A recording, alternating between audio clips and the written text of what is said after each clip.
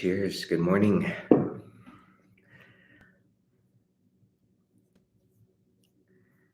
I didn't put an announcement on this, so I'm going to just wait a few minutes till somebody says hello. This is just spontaneous here, so let's see who the first person is on today's live chat. We're going to continue where we left off. Actually, since I'm here just practicing and this is a live stream, I'm going to just open up this book that I'm starting on Patreon. Patreon's my online music community. If I have some more coffee before I start talking, so I sound semi-intelligent. Okay, so Patreon is my online music community. I encourage you to join if you enjoy my lessons, these live streams, workshops. Be a part of it all. That way you can get my tabs, my PDFs, my sound slice practice videos, all my bonus video lessons and workshops. I post something new every day, whether it's lead sheet arrangements, solo guitar arrangements, ukulele, theory, bonus videos from gypsy jazz to swing to everything. But now I'm also, because it's fall winter season here in Portland, and I'm pretty much done with my summer wedding gigs and a lot of other outdoor gigs. So fall and winter is my wood shedding season. Get back to the practice room, right? Essentially. So I hope you join me for a lot of these series that I'm presenting exclusively on Patreon. I just started the Barry Harris method series, which is going to be going through his method and dissecting many of his exercises and working them out. This is for more of the serious jazz improviser who wants to have a foundation. If you're just joining me, welcome. And so some other series is that I'm going to be presenting on Patreon. I know many of you have a lot of books. Here's another book that is a method series. This guy, if you guys know, Jerry Hahn to be exact. Jerry Hahn, I studied with Jerry after my formal college training down in Eugene, and I went back to Portland. And I was really lucky to spend about 2 years working with Jerry Hahn. And he actually wrote really, really great method books. So we're going to go through a lot of these exercises. I might even pick one out right now and just get started and warm up. From improvisation to just guitar technique and concepts and warm-ups. There's a lot of great stuff in these books. So this is the type of stuff that I like to do and share with folks on Patreon. It's just practice with me, essentially. So it's kind of like a blog, in that sense too. I think I'm going to just open up the book and just see who else is going to be tuning in. I know this one is a part 2 of yesterday's session, but I didn't designate the time that I was going to start. So, all right, I'm going to grab my guitar pick. Let's see what I'm using today, by the way. My pickpocket.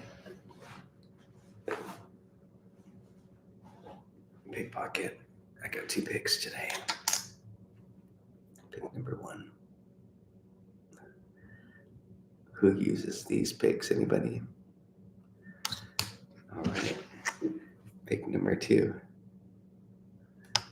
Okay, so hold on 1 second here. I just need to do this. I'm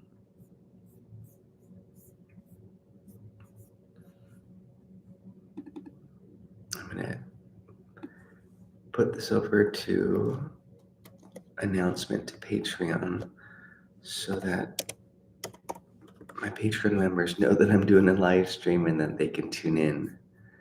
So give me 1 second and I'll just chat with you.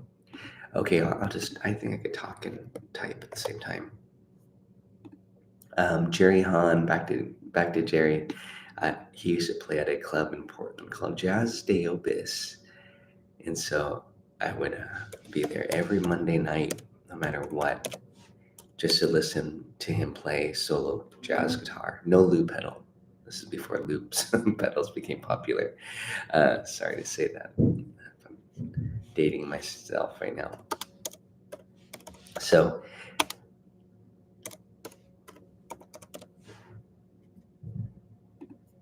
I learned quite a bit from watching him.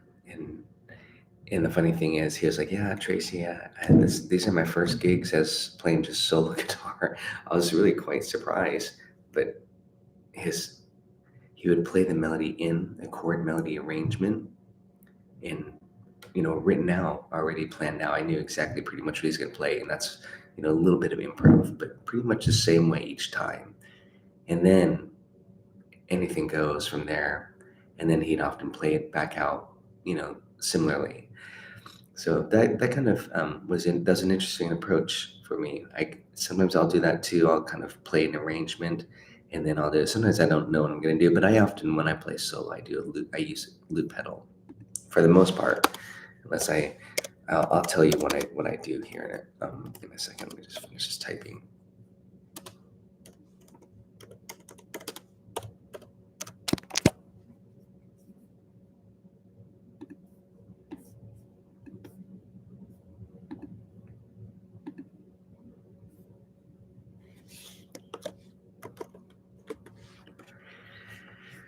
If you're just joining me, welcome. I'm just sending a message over to Patreon so that my Patreon members are aware of this live stream right now so that they can tune in and type in the chat. I like to usually give notice, but this time there's no notice. Or John Coltrane's song, A Moment's Notice. So hold on. Please grab your guitar, tune up, grab your coffee.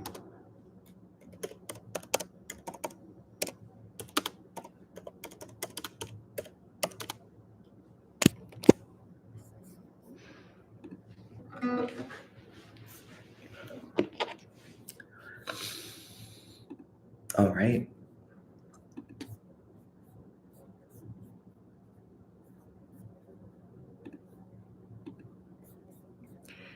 Thanks for the thumbs up. Who do we have here joining in? This is a spur of the moment. I'm sorry I didn't give you notice, but I'm glad you joined in. If you're just tuning in, I was just kind of talking about Patreon, talking about my new series, the fact that it's fall and winter coming up here shortly. And so that means it's practice room time. So I've got a lot of great things that I'm sharing on Patreon related to practicing, and that's the Barry Harris method. I'm actually going to be offering a Gypsy Jazz Bootcamp and Repertoire workshop online, so I hope you tune into that. That's a paid for. Sorry, I can't give away everything for free. But these live streams are rather informal, kind of a Q&A too. I'll answer any questions that are in the chats, especially if it's pertaining to what I'm discussing at the moment, which today is more about chords. We can talk about some parallel keys, chord naming, spelling, all that good stuff, memorizing, chord progressions and all that stuff. It's all related to me. It all leads into solo guitar playing. It all leads into single note lines. Okay. And I was just showing this book here that I'm starting a new series on Patreon, and it's going through some of my favorite exercises from Jerry Hahn, if you're just tuning in. Jerry Hahn, he just retired recently. He's back in Kansas City. He lived in Portland, Oregon for many years and performed quite a bit. As I mentioned, I saw him live every Monday night at Jazz Theopis. I studied with him for 2 years. I wrote out a lot of his solo guitar arrangements for him. I notated them into Finale at the time. I was using Finale quite a bit. So I learned quite of his arrangements, and some of it stuck with me and bled into my own arrangements, of course. So we're going to go through some of his exercises, not today, but there are some really great exercises, especially if you want to get your technique down and also your jazz playing. So tune in on my Jerry Hahn method series on Patreon for that. Okay. where we can practice together. And that's kind of what I like to do quite a bit, is practice together. So I'm showing you my 2 picks that I have today, by the way. This one and this one. This is a gypsy jazz pick. I think they call it the Trimus. I've had it for 20 plus years. Actually, it was loaned out, then I got it back recently, and I'm enjoying using the Trimus.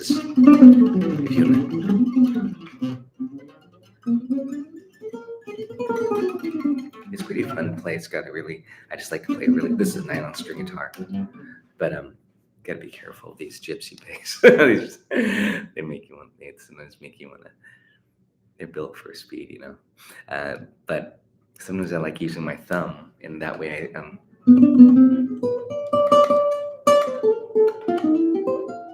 that's more of a West style. But I find using my thumb almost like a lot of my beginning students, they're like, Tracy, I don't like using a pick. It feels weird, and I just want to use my thumb, my fingers. And now I'm like, go for it. I mean, that's fine. You don't have to always use the pick. But then I usually say, after a couple months of lessons, I'm like, okay, let's try using a pick too, because it's a different beast. So yeah, I was just kind of browsing through this Jerry book again. There's 3 volumes, and I'm going to just again take you through some of my favorite exercises. And he's got a lot of alternate picking exercises, and pentatonics, a lot of octatonic diminished scale. It's pretty, even book 1 is pretty advanced. And again, it was good for me to have 20 plus years ago. But a couple of things that he has that you'll find kind of exciting and cool. I'm not promoting this. I kind of am, but it's not a formal ad or anything. I'm just talking, so don't think it's an ad or anything. But he has these cool preliminary. Does he say the word preliminary? No, I use the word preliminary, and it's a matter of thinking these chord shapes. So you got like this, and then this, and I'll do it slow. This and this. It's about finger placement, and this, and this, and this, and then these angular exercises to get you cross picking. So they're great warm-ups. Again, I'm talking about that on Patreon. I might share a couple on YouTube, but those are pretty much the warm-ups, the exercises, and all the method book series. Those are all practicing with me. And then we apply it to songs and stuff like that too, because practicing is great and all, but it's nice to make music. Speaking of music, let's play some chords. I don't know if I'm gonna have any special guests today dropping by to join us. Let's see. No, I don't think so. Hey Abe, you just joined Patreon. Welcome to my Patreon community. Thanks if you're watching. I don't know if you're here yet. I'm going to name some chords. Let's just start off. I'm still waking up a little bit. I've been up for a while, but this is my first coffee of the day. So I'm going to name some chords. I want you to spell them with me. You can type it in the chat if you're fast, or you can just think it aloud to yourself. So that I think spelling is very important, even though I want you to be able to play it. Spelling's important to know your notes. Okay, I'm not going to lie. I tell you what I think is important. A major 7. A major 7. I'll type it in the chat. I'm not going to type them all in the chat, but well, let's see. I have to do this first, I guess. A major 7. I'm stalling, giving you some time. Did y'all get A major 7? A, C sharp, E, G. Hey, give me a thumbs up if you're tuning in. Appreciate it. You know the routine. It's always nice. I'm happy to be here and have coffee with y'all and talk chords. Welcome, Joe Mama. Say hello if you're from Patreon. Say hi. Let me know you're a Patreon member. I'll give you an extra cheers. Okay, so right now we're just waking up. Well, a little bit. Spelling chords. Ready? F7. You see F7 on the paper, you got to know it's F-A-C-E flat. Okay, I'm not going to type it in the chat. It's too much work. Did you get it? Ready? E minor 7, flat 5. We're going to play these in a second, but I want you to be able to spell it. I want to see how you're doing the spelling. And just type in the chat, say, oh, I'm not really good at spelling. So I know, and I can help you. Okay? Because that may be more interval practice. Again, think of me as this is morning shop talk, coffee and chords. And we can get better at this stuff together. I'm going to help you. This is to me fundamental. I'm not sometimes advanced later during the discussion, but I always start simple to see what you guys are working on, because I appreciate you being here and I love these morning sessions. Okay, E minor 7 flat 5 is E, G, B flat, D. Okay, I'm going to play it for you. E, G, B flat, D. But here's the chord that most people play. Okay, you can do it here too. You can do it here. You can do it here. You can do it here. You can do it here. Here. You can do it like this too. E minor 7 flat 5. This is where I'm getting a little bit more advanced already. E minor 7 flat 5 equals, who knows, what minor 6? That's what I'm always asking my students. And I give them a second to think about it. Midnight in Australia. That sounds like a good song title. Midnight in Australia. Oh, hit the hay. No, I'm joking. Okay, I understand. Yeah. I know it costs money to join Patreon, but I guarantee if you like these, you'll love my Patreon. If you like these live chats, because it's pretty much me. If you're enjoying these, then you get a lot of stuff to look through. Ben, gosh, you're fast, man. G minor 6 equals E minor 7 flat 5. So thanks you. I'll look forward to seeing you on Patreon. Grasnor, I don't know your official first name or whatnot, but get some sleep. We'll see you next time. Thanks for staying up for this. Yeah, give me a thumbs up. Hey, give Ben a thumbs up for saying G minor 6 equals E minor 7 flat 5. I'm going to write this on the board behind me because this is very important. Just spelling. We're just doing some spelling before we get into some fancy stuff here. So the chord I asked you guys is, please spell me E minor 7 flat 5. So you have an E, the root. You've got the flat 3, which is G. And then the regular 5 of E, the power chord. Here's E, by the way. Do, so, do, so. So it's a flat 5. So, do.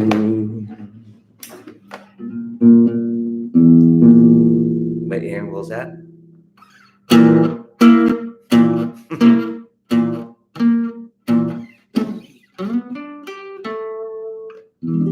That's a flat 5. That's Purple Haze intro there. I hope that doesn't get flagged. I can only play little snippets of these, I think.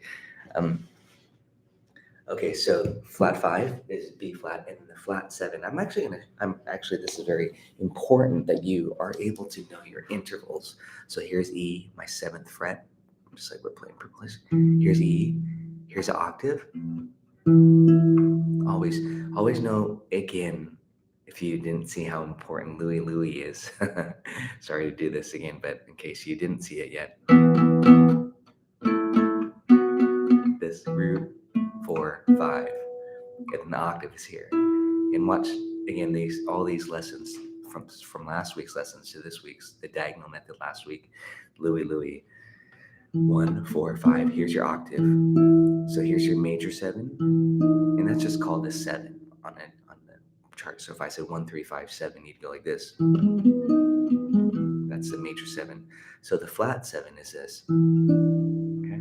So that's E to D. If you don't know, if you have your guitar and I want you to do this, you might say, I don't know this note. Then you can go octave here, and hopefully you know that's a D, or you go octave below. The octave system is very good to know, because a lot of people don't know their notes in here in the middle area. It's important to do this. D, D. Okay. Octave method. And hopefully, again, I'm stressing how important it is to know and memorize your notes on the 6th and the 5th string roots. And that's where I say just open up a lead sheet, like a jazz chart, Assuming you guys like to play some jazz tunes and just be a bass player. So I always say, be a bass player. All my students know that. So here's E minor 7 flat 5. By the way, you can see it a couple different ways sometimes.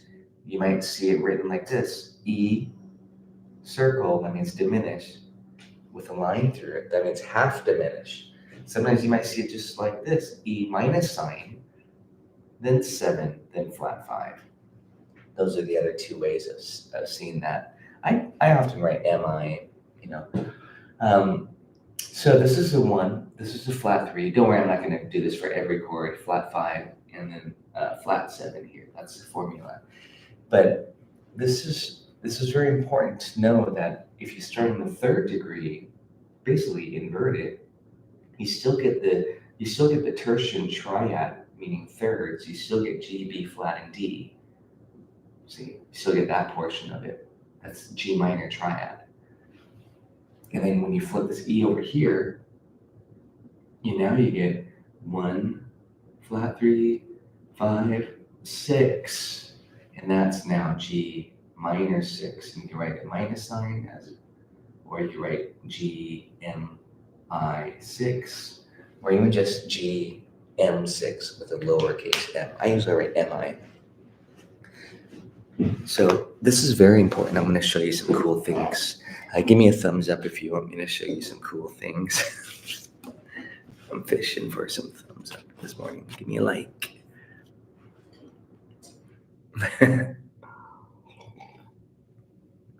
Okay, I'll show you some cool things anyways. So here's E minor 7 flat 5. And here's G minor 6. Here's G minor 6. Here's G minor 7. Sometimes I have to backtrack just a little bit to see if you guys are hanging with me. G minor 6. The 7. Ba-bum, goes to 6. I always say, if you watched my videos from the other day, that's a very important, yesterday as a matter of fact, that's a very important thing to practice. 7 to 6. Minor 7, 6.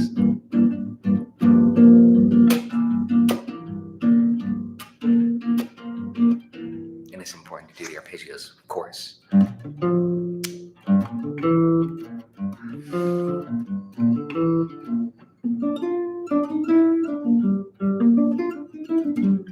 It starts to become like a 2-5. Okay, we'll talk more about that, and of course I have lessons already on that. But that's one of my, I'll say that's my favorite 1625 soloing hack if you're interested in checking that out. That's kind of the Mr. Sandman lesson. Ben, let's check this one. What are you saying? I actually got this originally from your Blue Boston. Are you serious? You learned that from Blue Boston from my lesson? That makes me happy that a lot of these videos are these lessons. It's hard to just like teach it all in one lesson. I mean, these are just portals for you to say, oh, I want to know why those inversions work. I mean, really, when I have my ukulele students, and I always I say, just strum the strings, the open strings, and they get that. Then, they learn it as a C6 chord. But then later on, when they start to play Fly Me to the Moon or some jazz tunes, then that's when I teach them, well, that's also A minor 7. In this case, this is G minor 6. If we put this G on the top, see, it's the same note. This is brilliant. By the way, this is why I said I'm going to show you some cool things. Give me a thumbs up, and I'll go through the whole routine. It's kind of intense. G minor 6 in this. So what we're doing is putting the bass note here. Now, here's what I show my students is you got to learn your inversions on the top 4 strings. E minor 7 flat 5. Here's the next, and G minor 6, same thing. Here it is here. Wow, thumbs up are happening. You guys are enjoying this. But now, because this is G minor 6, by the way, and I got to show you this. This is, again, ties into what I just said. G minor 7. Practice it with these chord inversions. Minor 7, minor 6, minor 7, minor 6. I'm going to stop here because I'm going to show you the cool thing that I want you to do is take this high, because hopefully many of you know these voicings on the top 4 strings. If not, check out my 7th chord inversion studies Uh, and just do it right now. I'm drinking coffee and talking to you. Just go to YouTube and type in Autumn Lee. Well, you could just type in Tracy Kim seventh chord inversions. It'll pop up. I'm not gonna do the link and stuff. I need to get better at that, but it's just me. I don't I don't have time to um, do all these links and stuff. But I can tell you, go to YouTube and type in my name and type in seventh chord inversions. If you don't have these down and you're like, oh, I want to be able to do this, G minor seven, G minor seven, G minor seven, G minor seven, and then the real routine, G minor six, G minor six, G minor six, G minor six. So again, if you're not able to do that yet, just learn my routine, and then we practice it together through songs. That's how you get better at it. But there's a method to these inversions. Okay, this is not the bulk of the lesson today, but today is all about chords and coffee. So if you're just tuning in, good morning or good midnight in Australia. That's that. If I lived in Australia, I feel okay about using that title, but I haven't been there yet. I was almost going to go there, but I did not end up going. Oh, John, thank you so much. Yeah. Oh, that would be great. John, I know you. You're a thinker. If anybody has the typing skills to look up seventh chord inversions, Tracy Kim, copy the link and just post it in the comments. Hey, it's going to be time stamped to these. Assuming I'm trying to make sure that these are all available in the replay with the chat as I'm talking, so it aligns up and coordinates really well. Thank you, John, for mentioning that.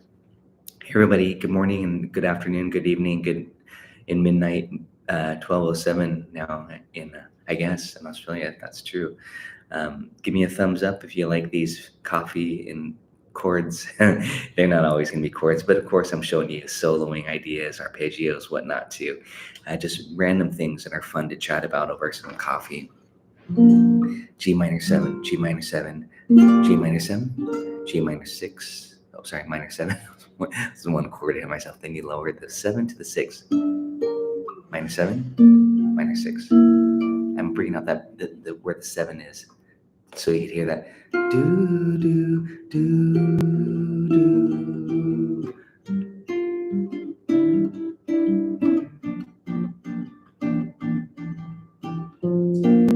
Here it is with my thumb. So I get to go boom, do, do, do, do, do, do, do,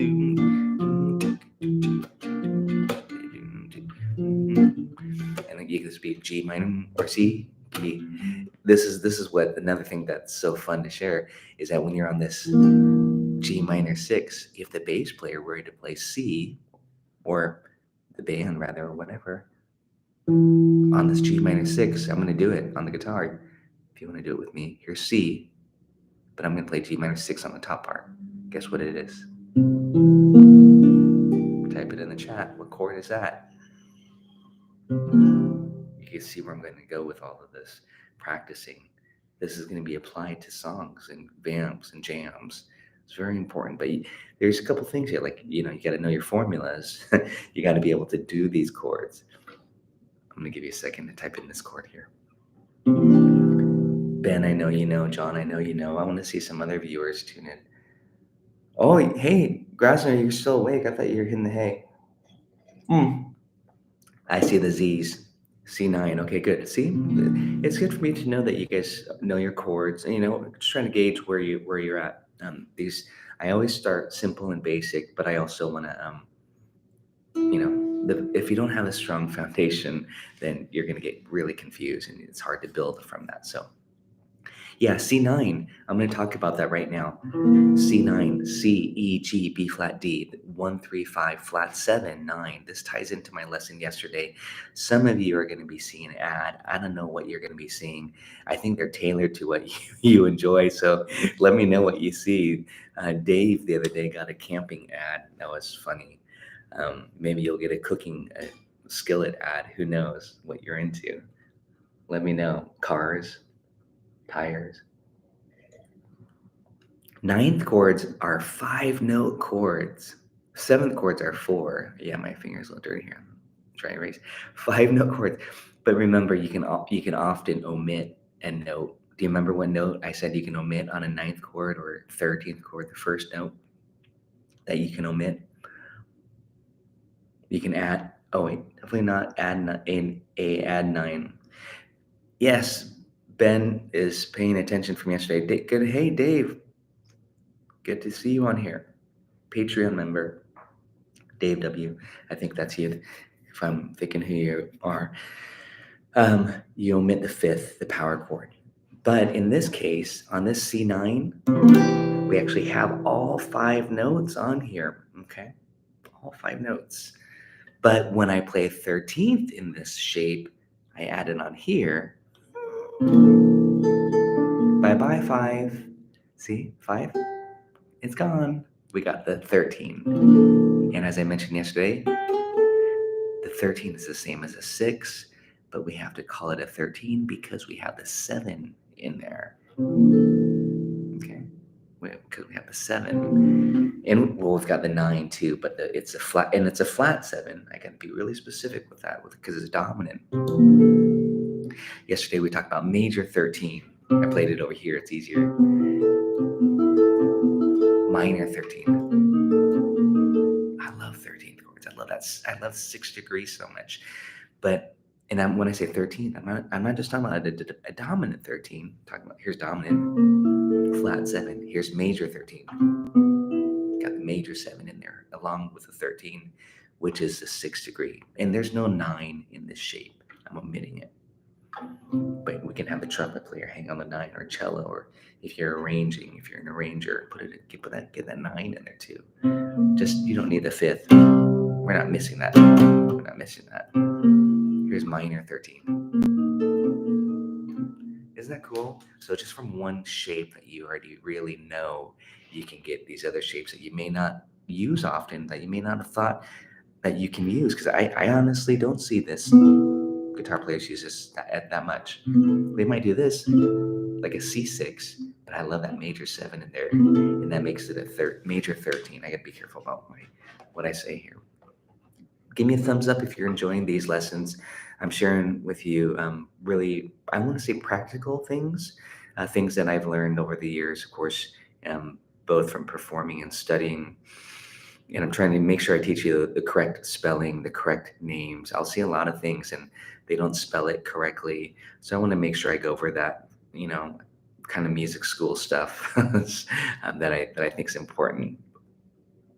And yes, there is such a thing as E sharp, and there's E flat, and there's C flat, okay?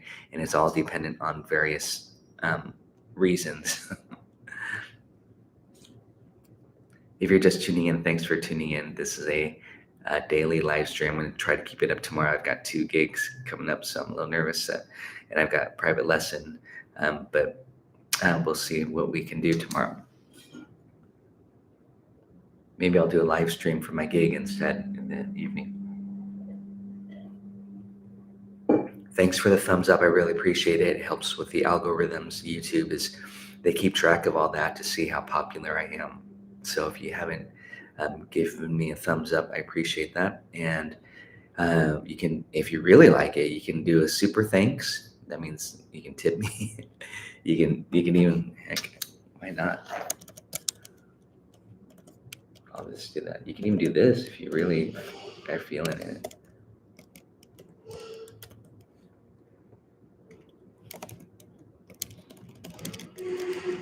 There, that's easy.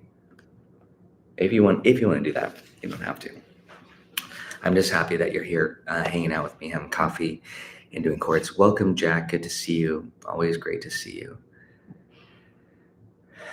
Jack comes to my gigs when I have them on in Portland here. Jeffrey, good morning. The 5th is so important yet unimportant. I know. If you're playing rock and you don't have a 5th, but I do love 5ths. I love that open quality like this. I love that, like for a bass player. It's like but guitar players, we don't need if you're playing jazz especially. But so don't get me wrong. Only the 5th you want to extract when you need 9s, 11s, and 13th chords. Then you get rid of the 5th, unless you want to alter the 5th. And that's going to lead me to another topic. We've got so many things to do. So grab a guitar, practice with me. This is a great way to practice. Get your knowledge going here on your instrument, your fretboard visualization. Here's an A7. Okay, root, flat 7, 3, 5. It comes from this shape, the bar chord. But for jazz, we often want it thinner. We don't want this power chord. We don't want that. Well, sometimes you do, but I don't want it right now. We want this thinned out voicing here. Sharp 5. Flat 5. So this is another good routine. Okay. Oh, major 7. I'm thinking I didn't finish my other lesson, but I'm going to just give you a quick, or my other demonstration of this topic. So I'm going to backtrack. G minor 6, G minor 6, G minor 6, G minor 6. That's equivalent to E minor 7 flat 5. Okay, hang with me here. G minor 6, E minor 7 flat 5. Same thing. G minor 6, E minor 7 flat 5. Check this out. I put it in the bass. Now it's like a B flat major 7 with a flat 5. That could be called that too. It's kind of with a 6. Sorry, it's a B flat major 7. B flat 6 with a flat 5. Love this. So it's got a lot of power when you flip it around and put it in the bass. G minor 6 or E minor 7 flat 5. Here's B flat 6. Remember, I got to go back one step. I hope you remember. B flat 6 equals G minor 7. So when we go to G minor 7 to G minor 6, that's like, and this is not as common, so I'm kind of talking through this. B flat 6, B flat 6, flat 5. Is that nice? I love it. I could do this. Just listen to the sound. But you might start here, 6. Okay. And then G minor 7, as I demonstrated. G minor 6. G minor 7 up here. G minor 6. Okay, but check it out. Here's the inversion. You do it here. I think it here. That's off of D. And then the final one, G minor 7, G minor 6, and that's where it's equivalent to E minor 7 flat 5. Okay, that's really good for us to practice swapping around the high note, the melody. I always say the soprano voice, and then putting it in the bass. Okay. Inversions, can't get enough of it. But what's so cool is that you might, as I just mentioned, E minor 7 flat 5 is basically C9 without the bass. You know, the bass player has got to be doing that.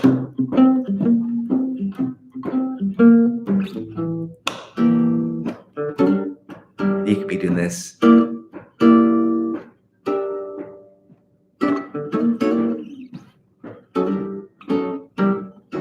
And I'm here. I don't have my loop pedal, but we'll do some sessions coming up here with the loop. This is all just foundation. And I'm thinking that C9, the guitar player's going, or this, little Charleston, or funky, whatever you want. And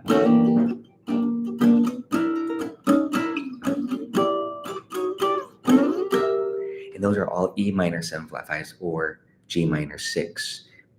But what you're hearing, because of that bass player playing that funky bass line on the C, you're hearing the C9. Okay, so let me do a quick quiz with you. F9, what minor 6? And this is the type of thinking I want you to be able to do. F9, you know, the band says, hey, let's jam on an F9 chord. You could be thinking, what minor 6? John, wow, you're knowledgeable on that. I like that. Dave, that's actually not correct, but you're pretty close. D minor, that would be a G9. So I'm going to just quickly, I'm referring to Dave's answer here. Here's D minor 6. I'm just kind of showing you my process of thinking about this. Here's D minor 6, and I'm playing it up here. Here's D minor 7. Here's D minor 6. See that little routine I always show? But if you put the bass here, see, this is where the bass note is G9. G9. So when I said the band is jamming on F7 or F9, see, it's right here. That's C minor 6, aka A minor 7 flat 5. And that's how you get these beautiful chord melodies here too. So,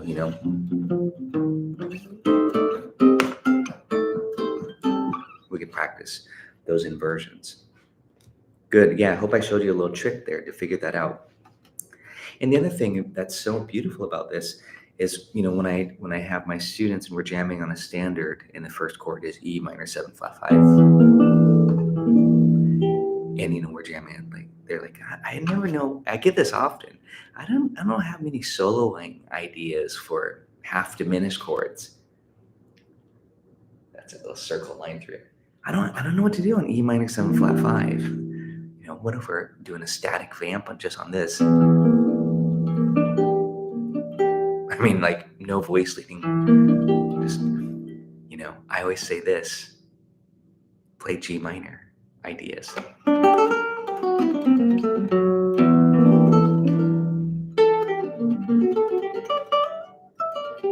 I'm playing some G melodic minor. I love the melodic minor. You can play Dorian, but mainly the important thing to take away, you see E minor 7 flat 5 on the paper. For soloing purposes, just play G minor ideas.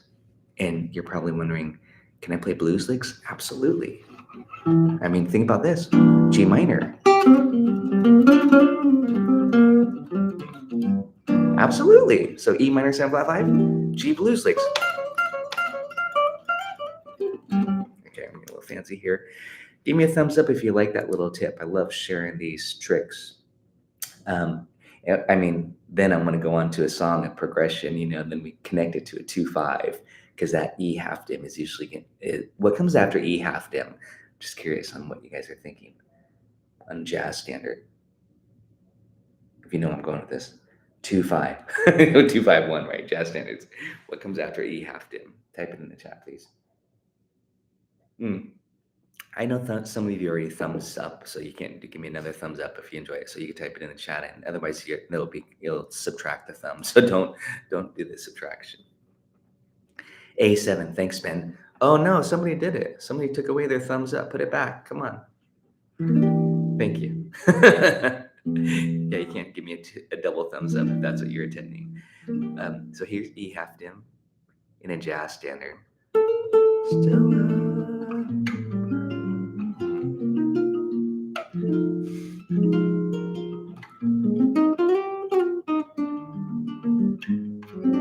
Stella by Sterling, it's a nice one. The first chord is E half dim. I'm just kind of writing some G minor ideas, and that includes, here we go, we're going into soloing, so grab your guitar. Here's G minor 6. And I say G minor 6. This is funny. I think it's very important, is if you like a particular chord color, you got to be able to do that with your scales. To me, your scale, your arpeggios. Arpeggios generally are, you start just outlining a chord, but you can superimpose too, so that's why that's fun. But right now, if I want this color, then that's this. I'm going to play melodic minor. G melodic minor. So again, those are all G minor 6. And then on the A7, B flat melodic minor. And then D major 7, I'm going to 2/5. I'm going to do a little bit of Bill Evans. Hanging on that sharp 11. Even though the chord the band is playing D major, I'm thinking A major off the 5th degree to get that Lydian.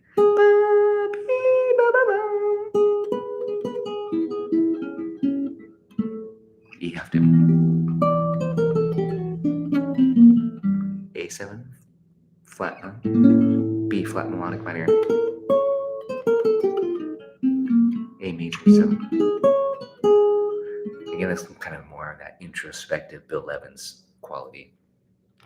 We'll talk more soloing ideas. Again, if you like these, just join me on Patreon. Just you can just watch hours and hours and hours of me doing this, talking about standards and my favorite improvisation ideas, from simple tricks to more advanced stuff. I would say that's a little bit more advanced. What we're doing today, or at least right there, is superimposing the melodic minor scale. But it's not a hard trick to do, but it does require that you know your melodic minor formula, your shape, and some scales a little bit, a couple patterns. And you can go to Patreon and get my master scale syllabus. If you're on Patreon, just type in master scale syllabus to download that. It has every single scale written out, starting on the root of G. If you're just tuning in, welcome. We're going to keep going. We're going to go for probably another 15 or 20 minutes. So grab your guitar. I'm just getting warmed up and finally getting to some good stuff here as far as applications now.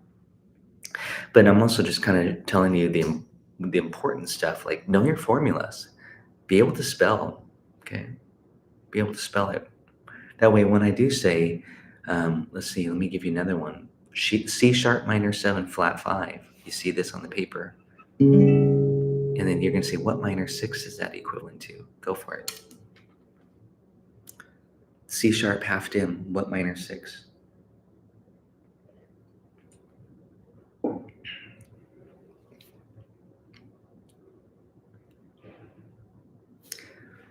So there's another trick you can do. You can just take the C sharp half dim and go up 3 frets and then play your minor. So it's E minor 6. I'm going to go minor 6 right here.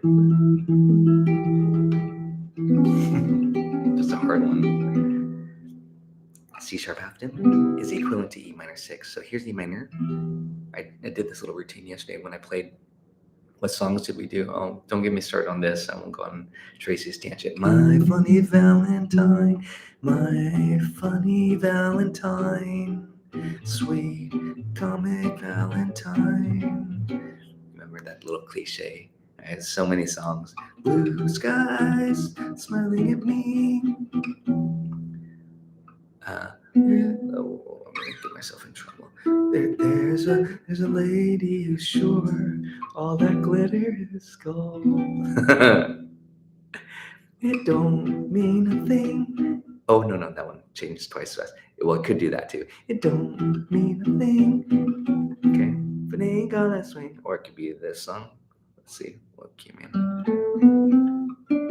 That was bad. I was gonna play it in a sentimental mood. Then it modulates to the 4. That's a cliche. That's a minor descending cliche. E minor 7.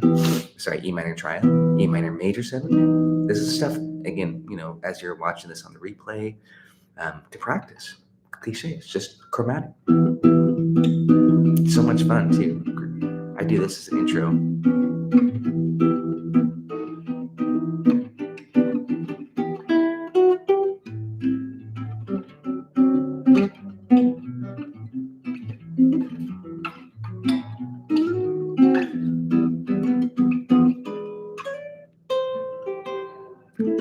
See that trick? A minor 7, A minor 6. But the band is playing D, and it's D9.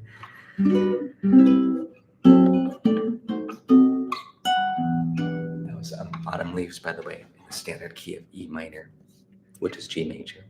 Relatives. Okay. I'm going to read what Ben says. Grips are my go-to. Good, Jeff.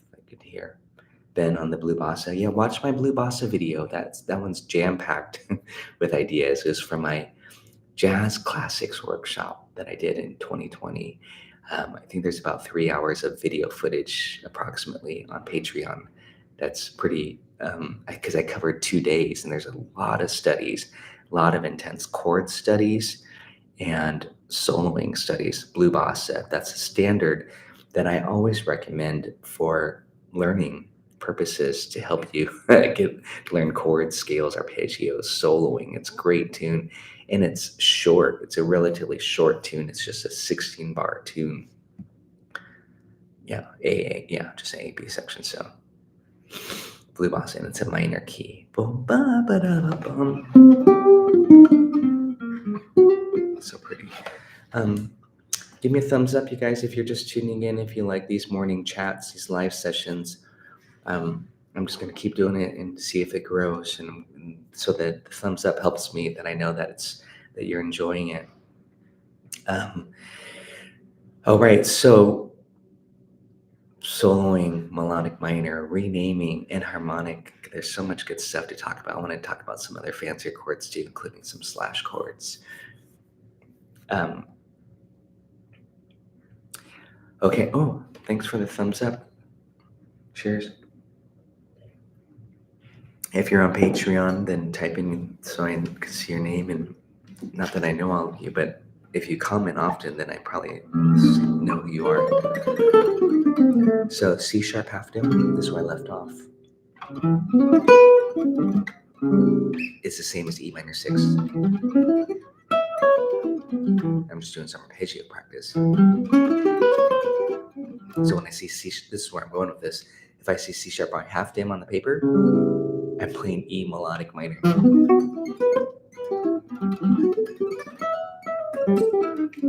Little licks. Sorry, I'm trying to be relatively quiet here in this. There's other people around me. So how are you all with melodic minor? Should we do a melodic minor session one of these days coming up here? Let me know by giving me a thumbs up or typing in the chat, because I can't read your mind. If you could read my mind, love. Gordon Lightfoot fans, R.I.P. Gordon Lightfoot. All right, so I'm just showing you why I think this is all important and how it relates, hopefully, to what you already know, what you maybe don't know yet. That minor cliche is super important, so practice that for sure. And then we just want to grab standards that you enjoy, that you love, and I'm just sharing you songs that I enjoy or that I think are great for teaching purposes, as I was demonstrating my Funny Valentine, stuff like that too. Oh yeah, harmonic minor. Oh good, Jeff. Hey, thanks. Harmonic minor. Jeff, you're not from Portland, are you?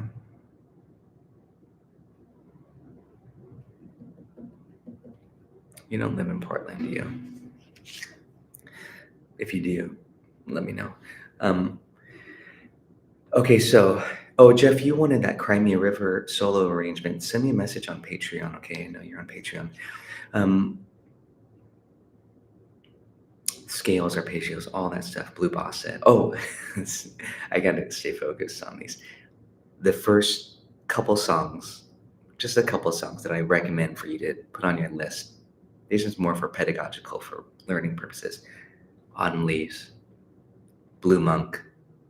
That's a B-flat blues. Got to start with the blues when you're playing jazz. Blue Boss, Blue Moon. No, just kidding. I love Blue Moon, by the way. You've probably seen my lesson on that. I won't go. I was going to start it. But Autumn Leaves, Blue Bossa, Blue Monk's a great one because it's a B-flat blues. And then I love teaching songs. Then we get into some standards, like All of Me, Fly Me to the Moon, Take the A Train's a good one to work on. In minor swing, I'm just naming some songs that I like to use for teaching purposes and I have lots of materials for already. All the Things You Are, I know that maybe you guys might like it. I have a buddy that I play with and he hates the song. He's like, no, let's not play this. Flat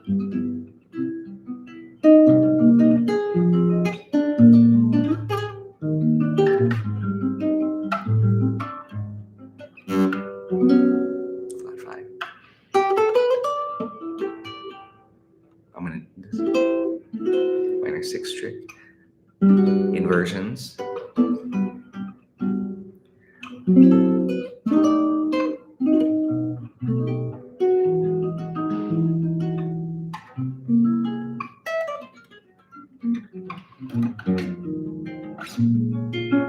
This is just grip shapes.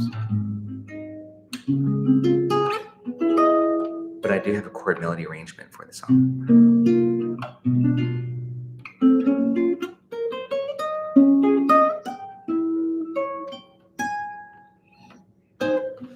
All the Things You Are is a great standard because it switches 5 keys, maybe 6 keys. I should know, but I always forget. Is it 5 or is it 6? It's a pretty intense song, but it's great for practicing jazz players. And I think that's why some people don't want to play it on a gig because it's such a music school song that when you go to music schools, you practice All the Things You Are for like a semester, just one song, and you really get good at it, hopefully. But it offers you so much to work on, okay? Just like Autumn Leaves. Hey, Abe, thanks for tuning in. Good to see your name on there. Thanks for joining Patreon. And I do have the chord melody for All the Things You Are. It's actually a really good one because that's all about the thirds, by the way.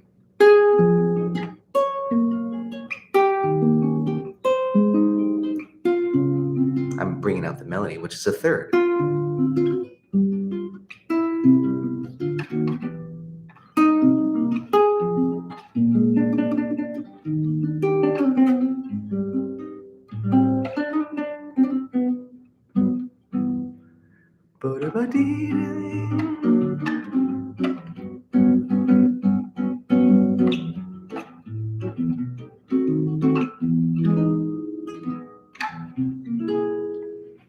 Really great standard to work on, you guys.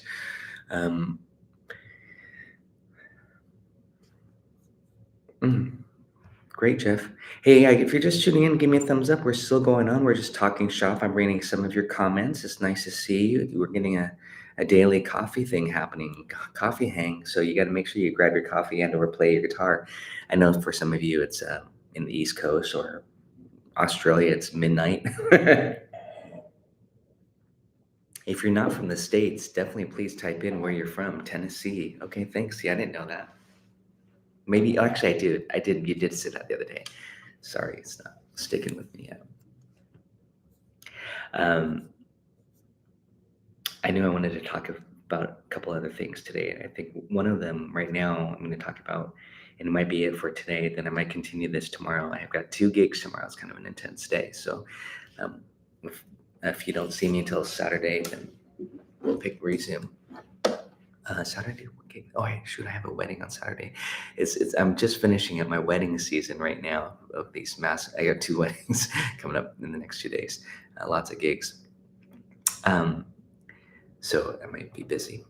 But I got to drink coffee. And if I drink coffee, I'm going to just turn on the camera and play chords with y'all. And so we started off today's session just by me naming some chords and you spelling. Let's just resume that for a minute, okay? Let's see. Let's go to, I'm keeping it still easy for you guys. What's a G major 7? If you want to type it in the chat, go for it. When I see G major 7, I do this, or this, or this, or this, or this, or this, or this. Nothing too crazy. Those are all just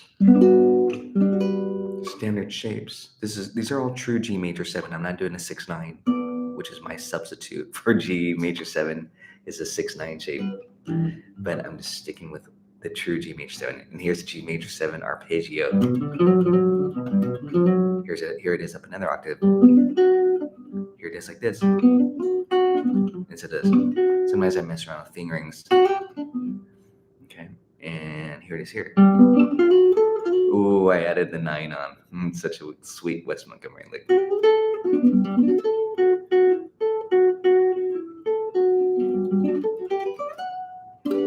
So I often refer to the chord shape to help guide me. Like this. Here's your this shape. And this shape. You know, you could do the Frankenbale method if you're doing this.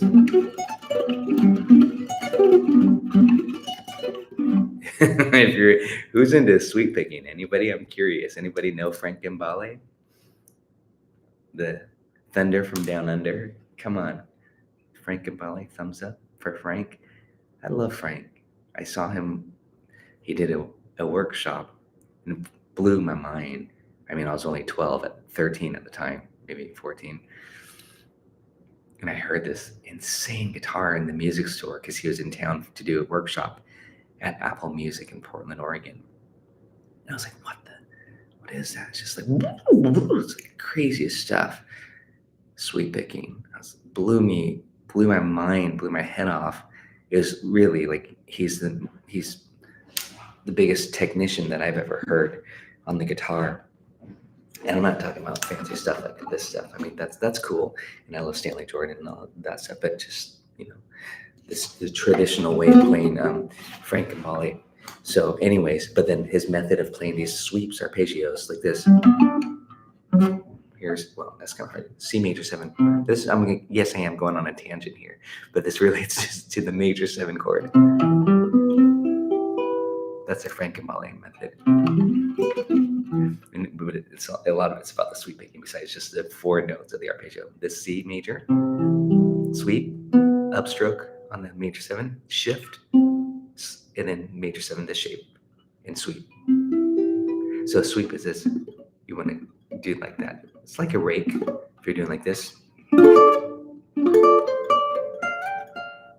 So that's a sweep essentially. And you could do a reverse sweep. A lot of jazz players, Grant Green, one of my favorites, of course, Barney Kessel. You do this stuff a lot.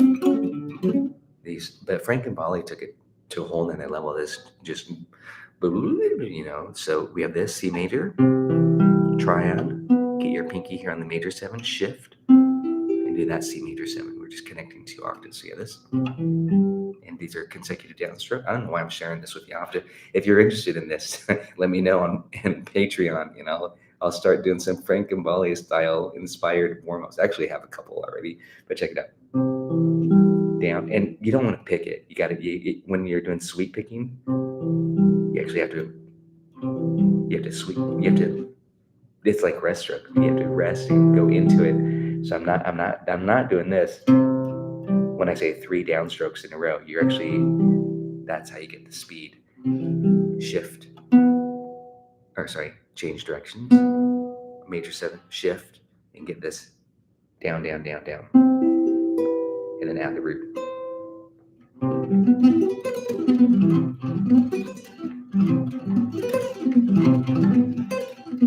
I don't practice this, so it's not like I can do it super clean, but it's kind of fun. I do have to admit. That's the sweep picking technique. Oh, Dave, no way. Seriously? 19? Oh, I'm not going to say the year. Let's not talk years on here. We don't talk years.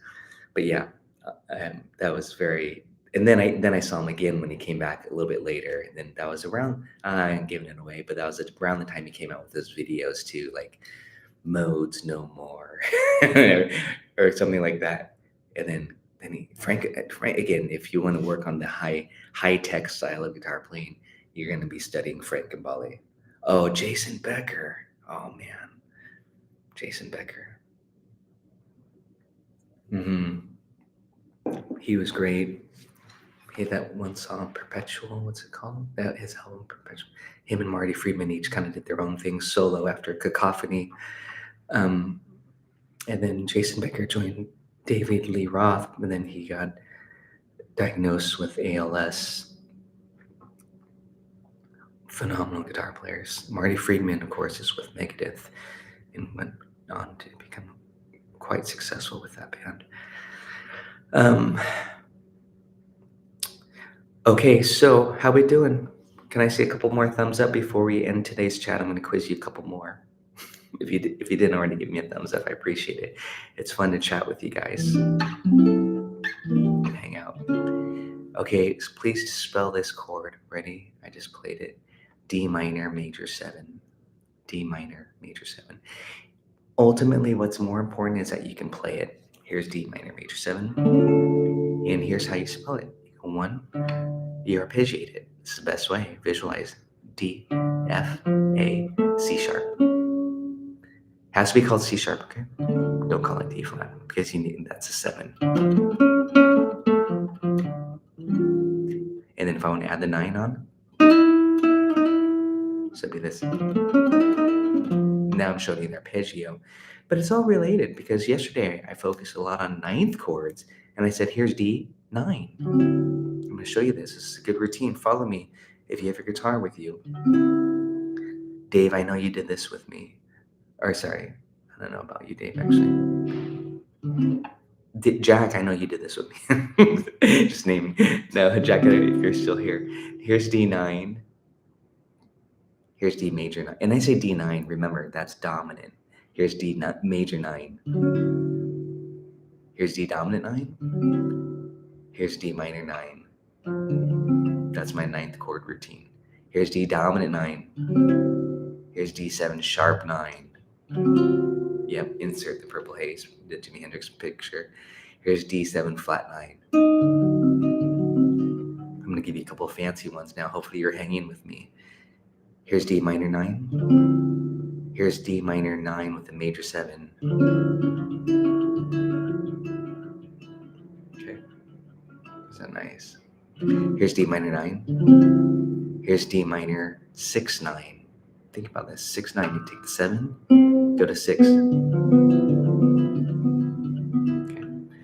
You got a couple private lessons coming up here. If you're interested in private lessons, I offer Zoom lessons. Love to work with any of you in depth and mainly help you with what your goals are and where you're at. So just send me a message, or of course join me on Patreon. If you join Patreon and do the annual right now, you get 15% off, which is basically a month free from whatever tier level you join at. But I do have some openings for the highest level, which gives you a 30-minute private lesson with me on Zoom. That's called the diamond tier level. Okay, that way I can check in on you and answer any specific questions. But oftentimes I do recommend kind of like bi-weekly lessons to keep it going, especially if there's a specific focus, if not weekly lessons for some of you. D6 9. So here's D major 9. We take the 7. Always sing it. Get it in your, close your eyes so you really feel it. And then the 6. It's a very relaxing sound. That's D6 9. This is Vasa here. Major 9. Major 6 9. And that would just be called D6 9 on the paper. This is D major 9. D6 9. What's the difference? You take the 7 and you go to 6.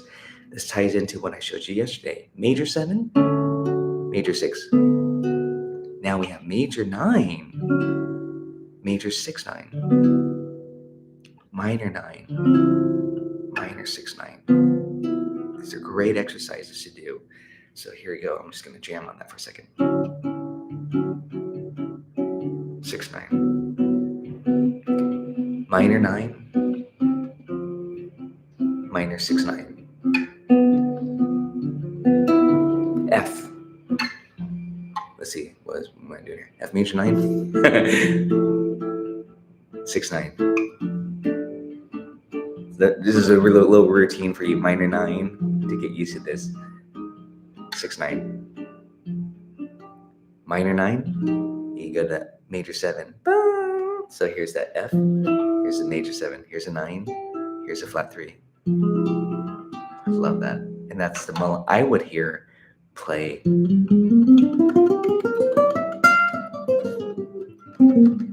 The melodic minor. And that's what I'm saying. It's nice to play a chord and to know what scale can I play to get that flavor. That's what I'm always saying. That's that chord scale relationship. And for me, my buddy Joe Pass told me about that. If you don't know, I always say this. When I was a teen, I'd be watching the Joe Pass video. I had his solo guitar playing video and a couple other ones, Blues Side of Jazz, and just I ate up every ounce he had to say. Joe Pass. I mean, he says it in his own way, but still, it's just the basic concepts. Like there's essentially just 3 families of chords: major, minor, and dominant. You guys, I'm rambling too much now here, but thanks so much for joining in. We'll see you tomorrow. I'm just going to say I'm going to turn on the camera around this time when I have my morning coffee and chat with you all for a little bit. Okay, give me a thumbs up if you didn't. I really appreciate it. It helps quite a bit in different ways. Jack, thanks for tuning in. Good morning, and have a good day, you guys. Take care.